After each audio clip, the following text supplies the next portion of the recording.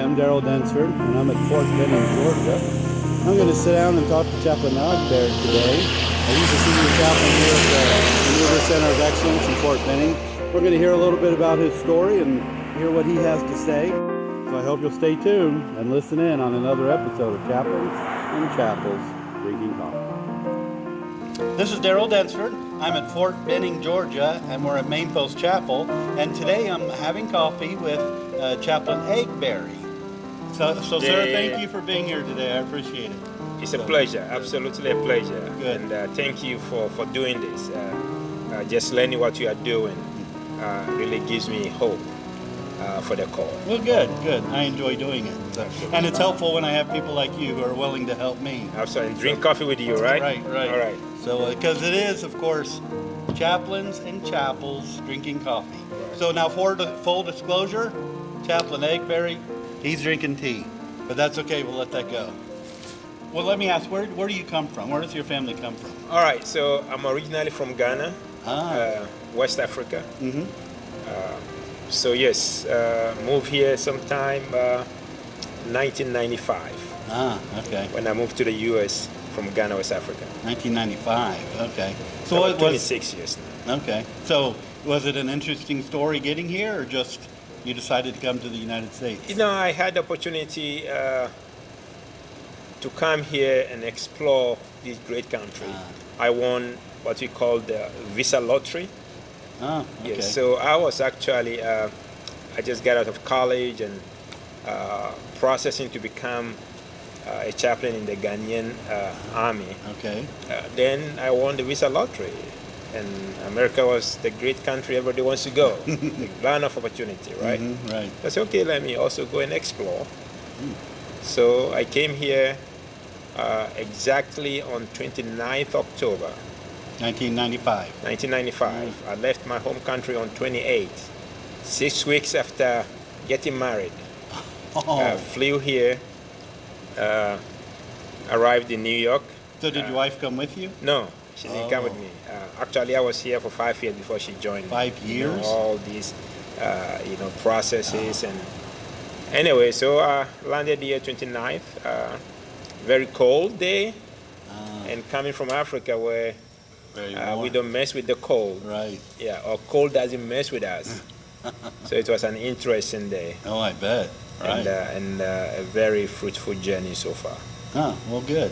So are you now a United States citizen? Or Oh, I have been a citizen for a while. Oh, okay. Yeah, so I've been citizen more than 20 years now. Oh, okay. Yes. Okay. So you said it was about 5 years before your wife was able to join you? Absolutely. So when I was first coming, this is my first time here, so I wasn't going to bring my family. I don't even have where to live, right? Right. A friend was happy to accommodate me. Definitely, I'm not going to bring my family to a friend's house, right? So, but when I was getting ready to bring my family, I have to go through a whole process. Immigration process, and that not only took a while, it took a toll. But finally, she joined me when I was at Fort Sill, Oklahoma, during my first assignment. Okay. Wife, how many children do you have? I have 6 kids. Wow. Actually, they just left here in July because as part of the preparation to retire, because we're going to retire back in Ghana. So you were already in the United States Army then when they came? No. Oh. Yes, I was in the U.S. Army when they came. Okay. But when I first came here, You weren't. I only had a green card. And it's a very interesting story, right? So I showed up. I was a teacher by training. Or I'm a teacher by training. Oh, okay. Yeah, I was, when I did seminary, often when you do Islamic seminary, you are doing seminary work to teach. Okay. Be a teacher, in addition to being a religious leader. So I was a teacher by training when I arrived in the U.S. So the first thing I did was to go look for a job as a teacher. So I went to teach at high school in New Jersey. I was in New York, so I'll commute to New Jersey. It was a cultural shock. Today I can go back and teach because I'm now an American and I understand the culture, right? Right. But it was a cultural shock then. When I walk into the classroom, no uniform, kids sitting there with crossed legs and didn't even notice you. Yeah, you're not important, right? Whereas in Ghana, you walk into the classroom, kids will stand up like, when you have a staff call, the commander shows up and you all want Right. The stand respect, up. you show respect. That's how you do in Ghana. No, not here. Right? That was a cultural shock. I had a kid even ask me, how much do you get paid to do this? All right, in the elder taboo of Africa, that is no go, right? That's no go. Right. So it didn't take long. I knew I didn't belong there. I had to look for something else. So in the course of running away from the classroom, so I ended up in the Navy. And when I was joining the Navy, the interesting part is that I forgot that the Navy, or simply I would say, I did not connect the Navy to the ocean. Right? Yeah. For some reason, I thought the ships just sail on sand. I grew up in Ghana, which is where I live, was like 5 or 6 miles from the ocean, and that was the only opportunity you had to swim. We didn't have these swimming pools and things like that. Yeah. But then also it was dangerous because before you realize, you are drowned, and you grew up and you knew a lot of kids that went to swim and got drowned. So it was off limit from your parents. I mean, God helped you. They found some sand in your hair after you came from the beach. So you grew up with this phobia about the ocean. Hey, now you don't go there because you will likely die. Right. So you never learn to swim. You stay away. I mean, even in Africa, we had tribes that are good at swimming because they are fishermen. Right. So you don't mess with that. And then I joined the Navy, and again I played. I mean, when it comes to running, that comes natural for us. Right. You play soccer. You do a lot of running. So running is the easiest part. So we started a boot camp. The first 2-3 weeks, you roll in because the running is so easy. Like, man, Seaman Agbere, you can run. Then one day they say, okay, today we're going to go qualify swimming. I said, what? I said, we don't do that. Where I came from, we don't do. Oh, you have to. I say, we don't swim. And they're like, oh, you have to qualify or you're not going to graduate. Okay, fine. So we went there with our towels. So you had this tower 12 foot up, and then you have the pool 12 feet down, right? So you go up 12 feet up, 12 feet down, 24 feet, right? Yeah. So you jump, and then you float for 5 minutes. That means you've qualified. Okay. American kids, I mean, this is They do it normal. all the They time. jump, they are done. Right. I jump, I close my eyes, pray, jump, and I just stay down there. They have to come get me. You didn't float back up? I mean, how do you do that? Yeah, right. They say, you're supposed to float. I said, I told you, you got the wrong person, right? And then you fail, you have to come back for remedial to see if you make it. You didn't make it. The NCO says, I'm going to pass you, but I really challenge you when you go to your next assignment, you better learn to what? Learn to swim. I said, don't worry about it. I think I'll find my way out. I didn't belong to the Navy. I have to leave. So that was a very interesting story. Yeah. Yeah. But how did I switch from the Navy to the Army? Right. So when I was at boot camp, Great Lakes, the Islamic endorser was visiting the post to talk to the commanders and see, check on the welfare of Islamic soldiers, Islamic seamen. And you went into the Navy just as a ordinary Yes, enlisted exactly, seaman. because I didn't have citizenship, and the Navy would not commission you if you didn't have citizenship. Okay. Until the Army until 9/11 will commission you if you had green card, if you had residence permit.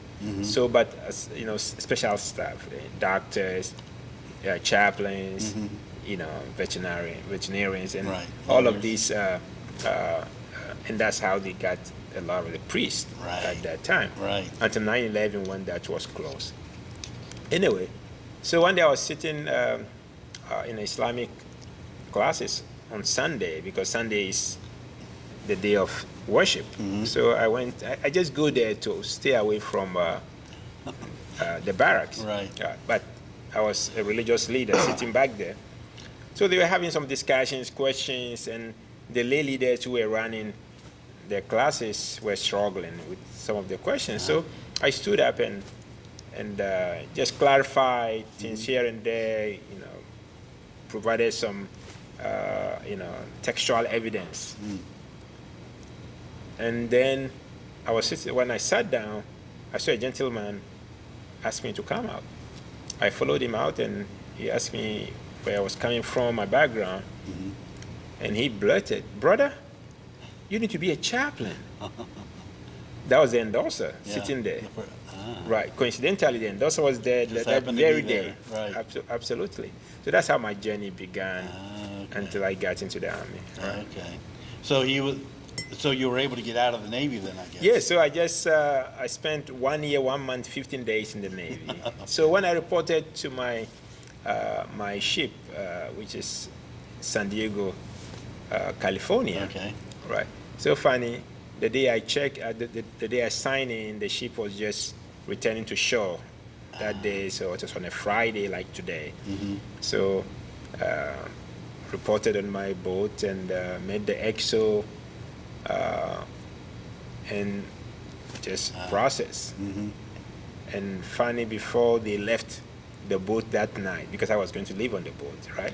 So when my NCO was going to leave the boat that night, he gave me some study sheet, some study booklet.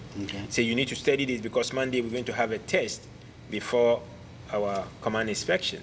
So in the Navy, when they did command inspection, you take a test to basically evaluate your intellectual skills, your book skills before your technical skills. Okay. So they gave me that booklet to study. So come Monday, I was E3. So the highest ranking enlisted is E7, right? And then you had an E6, and then 2 E5s. So I was the only E3. Right. So the inspectors came on Monday.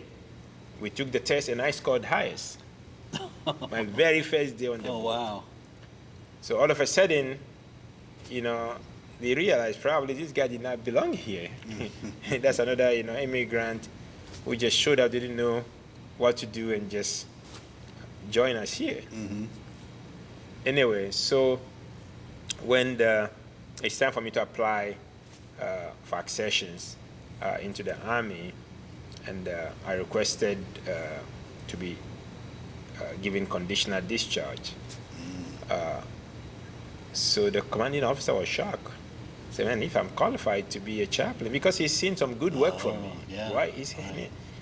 This seaman really is doing some great work on the boat.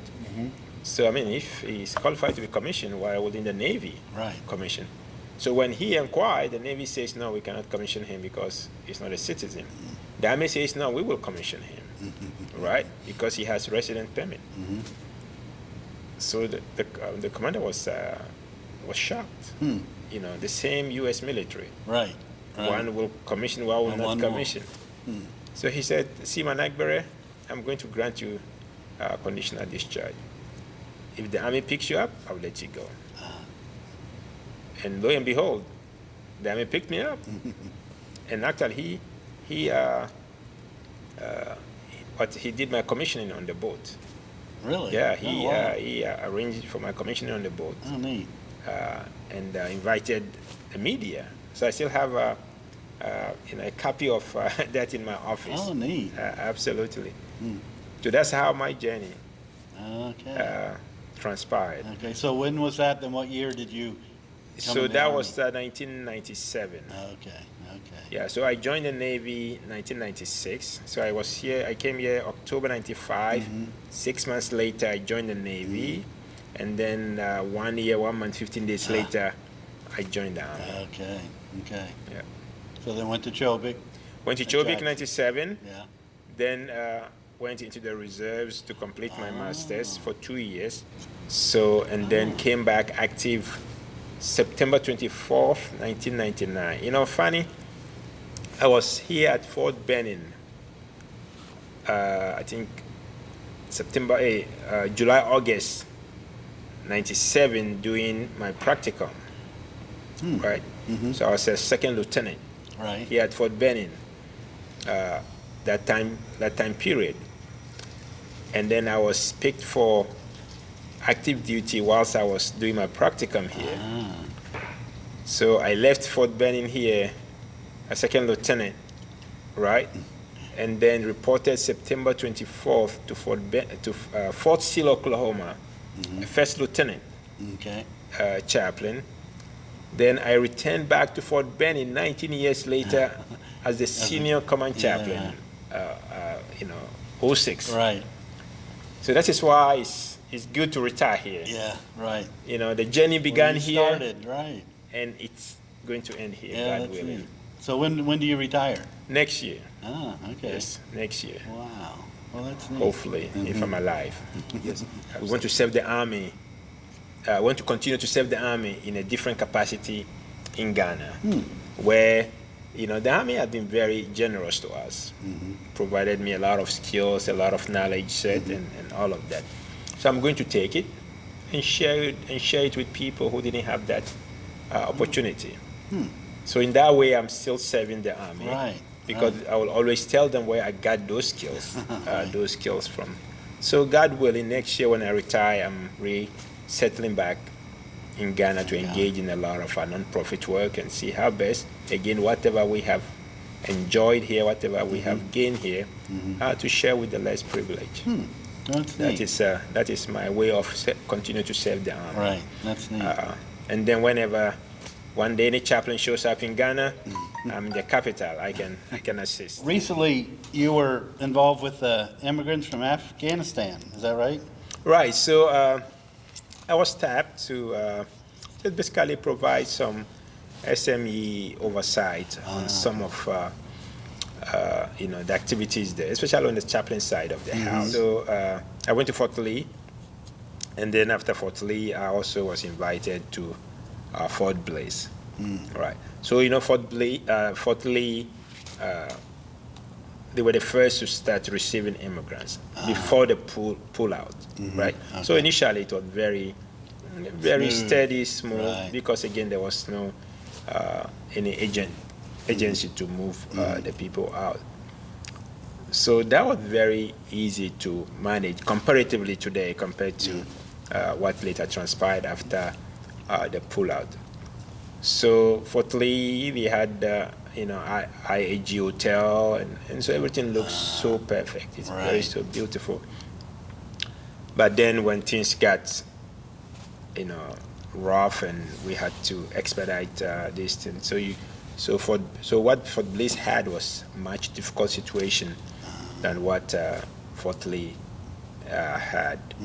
So Fort Lee, you have people in a hotel and having a normal life. Right. Now you go to Fort Bliss and you have people in basically a desert-like environment, in tents and things like that. And the people there are doing their best to really to help.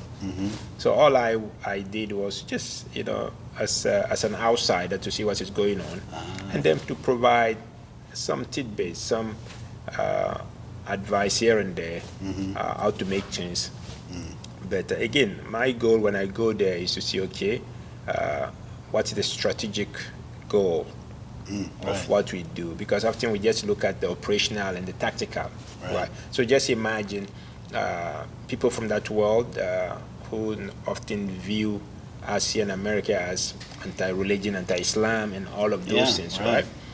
And then they show up at like Fort Lee, and they have a prayer room set up for them. That would be the last thing on their mind, especially when they are coming to the great Satan country, if you can put that in quotes. So really that is a mind-blowing thing to see, Yeah. right? So that is the strategic message, because definitely they're going to talk to somebody. Right. And we showed up, and we even had a mosque where we can pray. But when we are doing these things, all we care about is to make sure they use it. And I tell them, whether they use it or not is not important to me. It will be good for them to use it, but just knowing that we put that in up there just for them. That is a very strong message to send to that part of the world. Instead of focusing just on the tactical, operational. Right. That is important. That is very, very important. But we always have to have at the back of our mind what is the strategic piece to that. So that is what I think I draw their mind to. So they should not feel that, we put out this tent and nobody is using it. That is fine. But we just have to have that message operation for them to know that there is out there. So they get it, that this is for them, and it is drilled in their mind that, they have been provided all of these things. They know they'll be given food, they know they'll be given place to sleep, but that they'll have a prayer space. It's not something that, so they'll tell we just, they'll even wonder whether they're going to be allowed to pray probably, right? You can have all these scenarios. But just knowing that, they provide us a place to pray. They are likely to call somebody where they came from to say, hey, they provided us a place, they provided a prayer area, then they provided us food, because they know food is no matter, we can't leave them hungry, right? So that is what I did out there. So you're here as the MCO senior chaplain. Is that the official title? I know in years past there's been some tension between like garrison and the units. And what they ask them to do and all that. Do you think the way this setup is now with the senior chaplain, that kind of helps that? I think that not necessarily. Whatever tension was there depends on how relationship was built. But what is important is the leader laying out a very clear philosophy of his leadership. Right.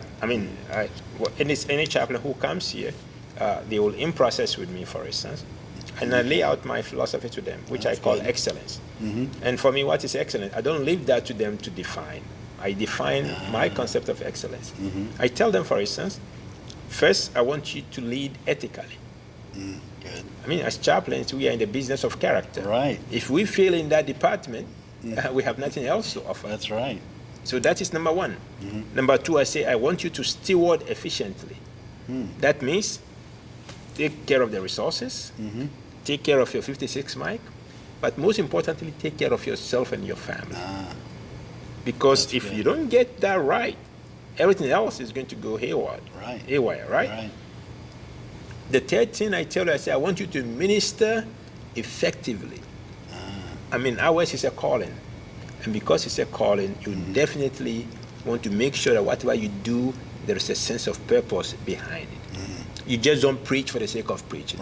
I don't care if the chief of chaplain is sitting in the pew or a private is sitting in the pew, you give it your best. Especially here that we have trainees. A chaplain may think, these are trainees, I can just say it. No. Then you don't respect your calling. You don't take pride in your calling. If you take pride in your calling, you're going to give it your best, regardless of who is sitting in the pew. Whether it's one person, or it's 1,000 people, it's the chief of chaplains, or it's Private Agbere, you're going to give it your best. But everything you do, the counseling, you just don't do counseling for the sake of counseling. There is a purpose, there is a goal. That is how you tell whether that counseling is working or it's not working. Absolutely. So you have to minister effectively. And finally, you have to be a team. To be a team player means nobody cares who gets the credit. We all care about the mission, not the credit. And because we, again, have God, we are in the God business, I have to believe that if I deserve the credit, God will bring it to me. Right? And when we do that, then we help ourselves and not cause ourselves unnecessary stress about that promotion, and all of that.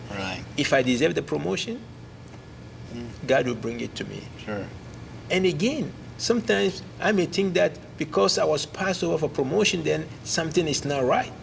Maybe actually it's good for me. Only God knows. Yeah. I just have to figure out what is God trying to communicate to me. Right. It doesn't say that I wasn't good in my ministry. It doesn't mean that I wasn't doing good work. God has his own way of what? Dealing with things. Yeah, Right? that's good. So I tell people to be a team player means you don't care who gets the credit. You care that the mission is what? Right. Is done right. Right. And then you put your trust in God that if you deserve the credit, you bring You'll it get your it, way. yeah. If a different chaplain deserves the credit, he will take it his way. So that is how I explain my philosophy. That's good. But I emphasize on the team thing. And I tell them, if you do these things I'm telling you, your unit is going to like you, and we are going to like you. Yeah, right. Absolutely. So it's for your own good, not just to make us good. Right. Anything you'd like to say? Anything? No, as I that's on said, your I heart? think it's been a great journey. Being in the army, I absolutely think I've been very fortunate to be brought this way, to acquire what I've acquired, and even to be, to be blessed with coming up the ranks to this level. Right? Whenever I look at my background, where I came from, and I see myself as a colonel in the U.S. Army, sometimes I find it difficult to believe. But that is what God can do. That is, the realm of possibilities that God can always bring in our lives. Right. So that's why we really have to put our trust in God and do our best. Do what we can humanly do and leave the rest to God. Whatever the result is, we have to appreciate the fact that, yes, because we couldn't have done much better than that, other than what God has destined to be our lot. Right. So I thank everybody in the Chaplain Corps. There are great men in the Chaplain Corps who really were instrumental in my growth. So there are people like that I always want to give credit that's good. for where I am today. I don't think I'll be 06 without Chaplain Walker. I think he did invest in me a lot. And again, that also speaks of possibilities. Yeah, right. Right? You have, and again, one of the great things of the Chaplain Corps, he's a Christian, I'm a Muslim. But he didn't look at me as a Muslim.